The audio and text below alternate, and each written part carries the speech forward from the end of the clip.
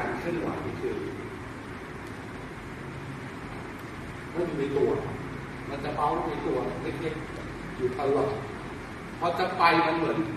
นมีการส่งแรงอ่ะฮึบฮึบฮึบฮึบมันจะมีความรู้สึกแม้กระทั่งที่เราเดินอยู่เมื่อกี้ฟ้าซิเซป้าตับจับจังหวะดีนะแล้วตอนที่หมุนโยกฮึบเนี่ยมันจะมีความรู้สึกว่าฮึบแล้วก็จะไป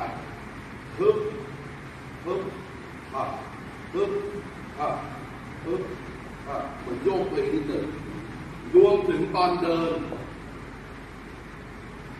ฮึบฮึบฮึบฮึบ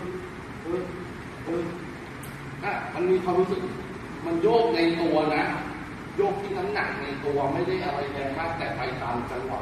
และอันนี้ต้องหาความรู้สึกรวมถึงตอนที่เตะเท้าเราก็ใช้อยู่ที่ตลอดเลย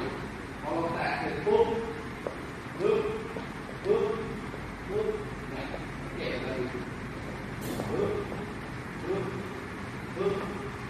ฮึบฮึบฮึบแล้วก็ฮึบฮึบ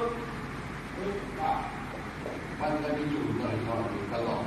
อันนั้นคือแอคชั่นหลักของตระกูลสวิงแดนทั้งหมด